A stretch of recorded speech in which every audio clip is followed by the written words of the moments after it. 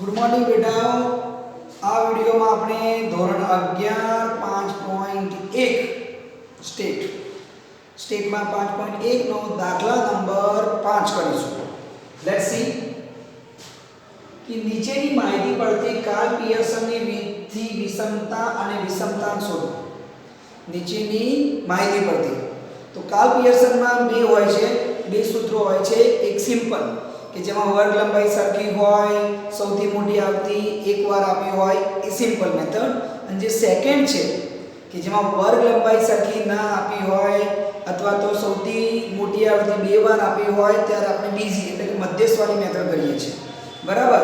તો આમાં આપણે જોઈએ કે ભાઈ એમાં વર્ગ જે છે 7 છે, 9 છે, 10 છે, 11 છે, 20 છે, 21 છે, 24 છે, 26 છે.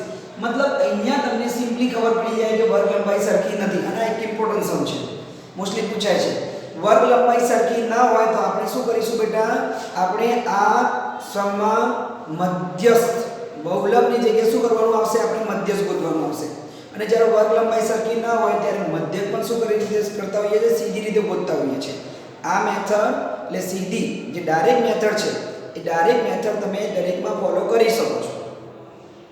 ઓકે, તો ચલો આપણે આમાં સીધી ડાયરેક્ટ મેથડ જ્યારે વર્ગ લંબાઈ સરખી ના હોય ત્યારે કાર્લ પિયર્સનમાં સેકન્ડ અને મધ્યકમાં પણ શું કરીશું?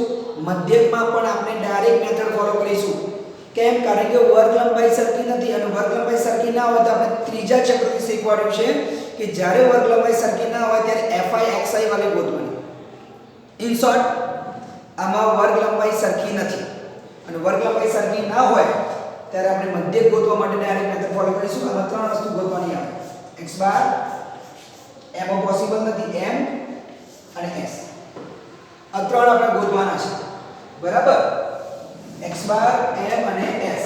ચલો તો મધ્યક ગોતવા માટે આપણે સૌથી પહેલા શું કરીએ છીએ? મધ્યક કિંમત ગોતીશું.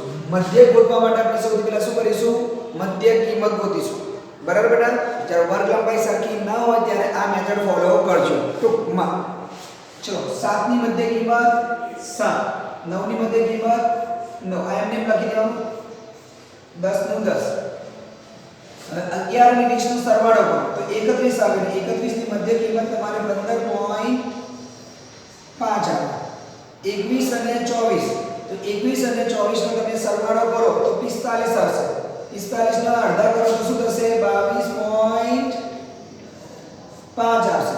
25 અને 36 નો સરવાળો કરો 61 આવે. 61 ના અડધા કરો તો શું થઈ જશે? આ બેનો સરવાળો કરો ભાગ્યા 2 કરો તો 30.5.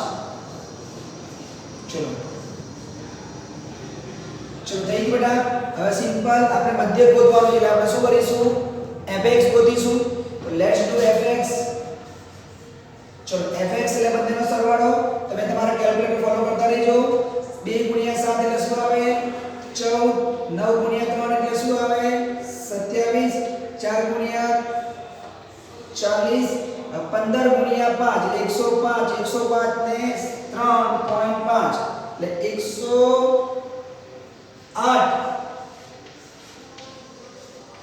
108.5 બરાબર. 15.5 * 7 15.5 * 7 કરો તો 108.5. હવે 22.5 * 12 કરો. 22.5 * 12 એટલે 270. બરાબર? જરૂર નથી આની.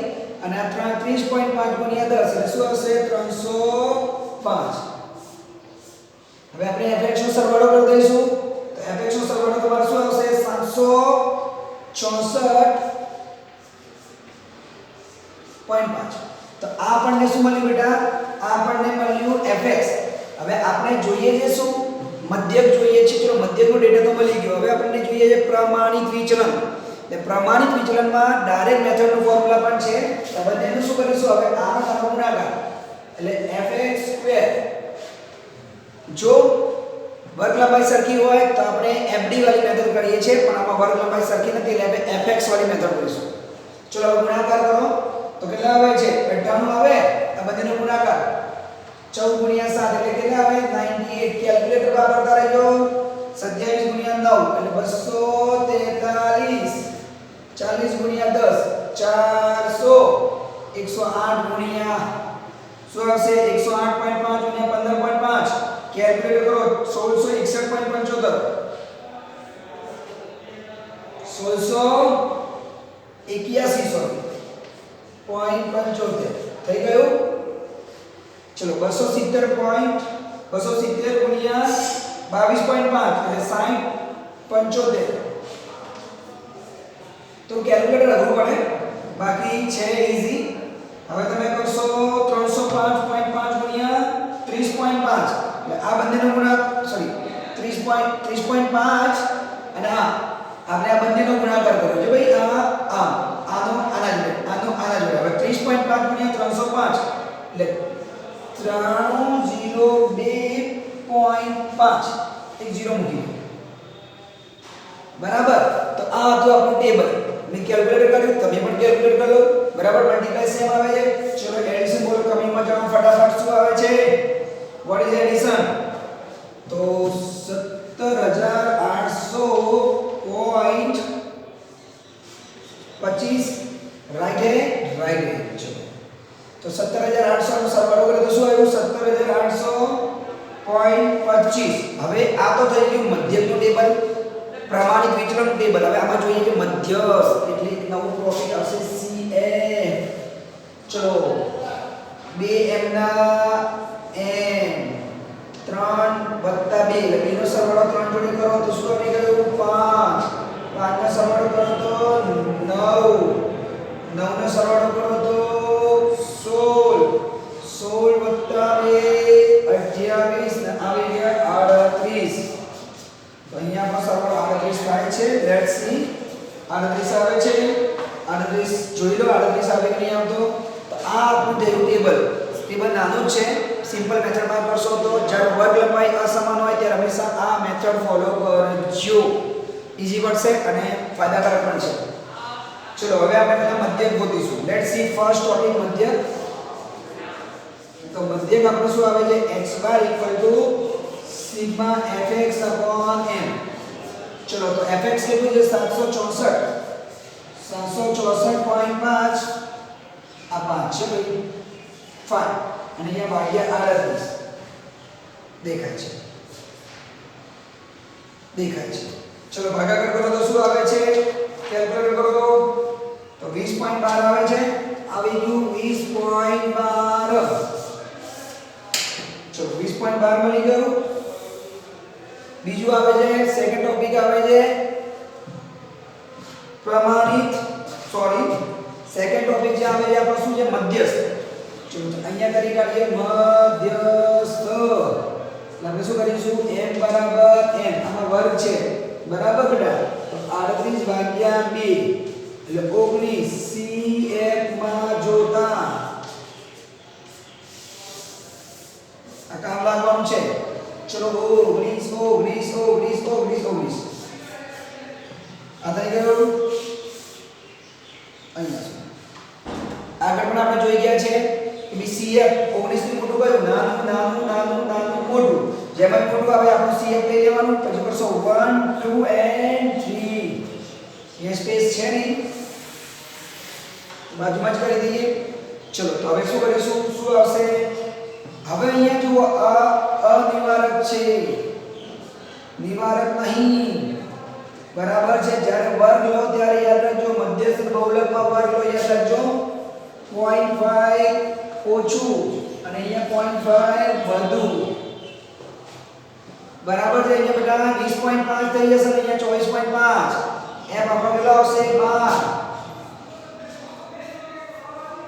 CF આપણો કેટલો આવશે જોઈ લો CF આપણો 16 L આપણો આવશે 20 પોઈન્ટ લોઅર વેલ્યુ અને C એટલે તફાવત 24.5 માંથી 20 પોઈન્ટ બાદ કરો એટલે 4 ઓકે ચલો હવે આપણે શું કરીશું ફોર્મ્યુલા મૂકીશું તો આ m n plus n/2 minus CF upon F multiply C L કેટલો છે 20.5 n/2 19 આ થઈ ગયું n upon આ રીતે જવાનું n upon 2 પછી એની બેકવર્ડ cf કેટલું છે 16 f કેટલું છે 12 તફાવત કેટલો છે 4 વેરી ગુડ છે 20.5 વત્તા આ બાદ થશે 3 નીચે થશે 12 અને 4 3 4 12 12 12 જોડે શું આવશે 20.5 વત્તા 1 થઈ ગયું 21.5 સો ઈઝી બહુ ઈઝી હતો ઓકે તો આ આપણું થયું આટલા સુધી હવે તમે વિડિયોને સ્ટોપ કરીને લખી કાઢજો કારણ કે આપણી પાસે સ્પેસ છે નહીં તો શાંતિથી જોઈ લો આ મધ્યક થયો આ મધ્યસ્થ થયો હવે આપણે જઈશું પ્રમાણિત વિચલનમાં આપણે બની ગયું છે આટલા સુધી હવે પ્રમાણિત વિચલનમાં જઈશું તો આજ આપણે ખાલી સાફ કરીએ છીએ અને જાણકારી માટે તમારું મધ્યસ્થ ક્યાં લખી દઈએ છીએ એટલે શું તમને યાદ ડેટા લખીશું ત્યારે ફોર યોર નોલેજ ઓન્લી આ થઈ ગયું મધ્યસ્થ 21.5 કારણ કે આપણે પાછું સૂત્ર તો લખવાનું આવે ને ચલો તો આ ઉદાહરણ તમારે તો લખેલું હશે એટલે ચિંતા નહીં હવે આ પ્રમાણિત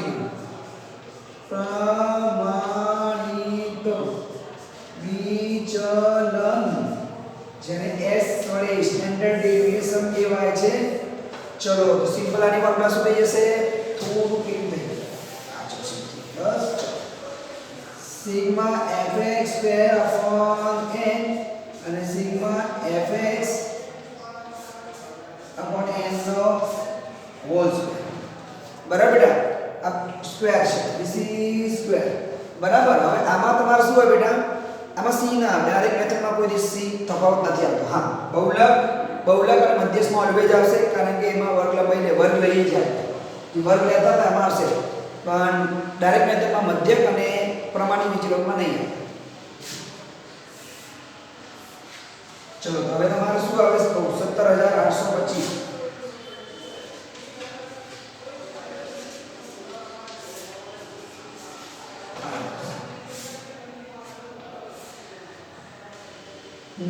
764.5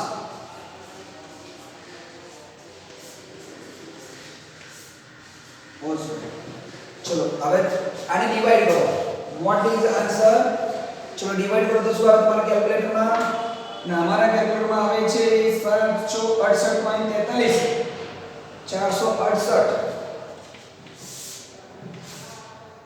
468.43 અને આને ભાગાકાર કરશો તો કે શું આવશે 20.12 અગેન જો આનું ભાગાકાર કરશો તો આવશે 20.12 અને 20.12 નો વર્ગ કરો એટલે ફરીથી 20.12 ગુણ્યા 20.12 શું આવે છે કરો કેલ્ક્યુલેટર આનું શું કરશો 20.12 ભાગાકાર કરો તો 20.12 આવે 20.12 ગુણ્યા 20.12 કરો તો 404 આવ્યું ના તો ફરીથી શું કરશો ભાગ્યા કર્યું જે આન્સર આવે એમાં મલ્ટીપ્લાય ઇક્વલ ટુ તમે શું કરશો મલ્ટીપ્લાય ઇક્વલ આવી જશે હવે બાદબાકી કરો ચલો what is the subtraction I think બાદબાકી કરો તો કેટલું આવે છે તો 63.62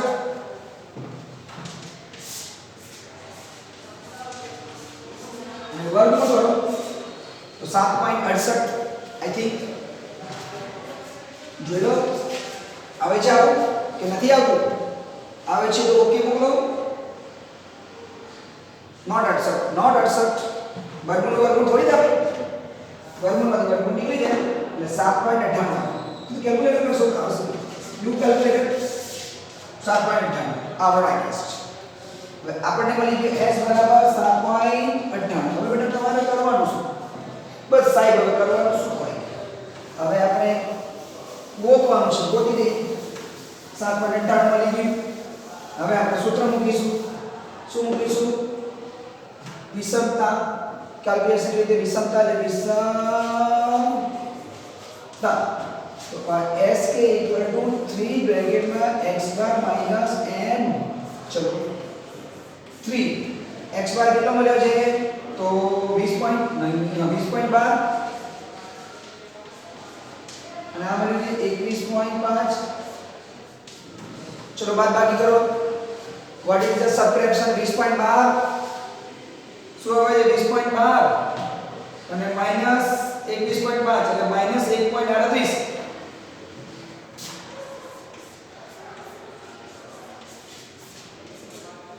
હવે ગુણાકાર કરો તો શું આવે છે 24 નો ચોપડો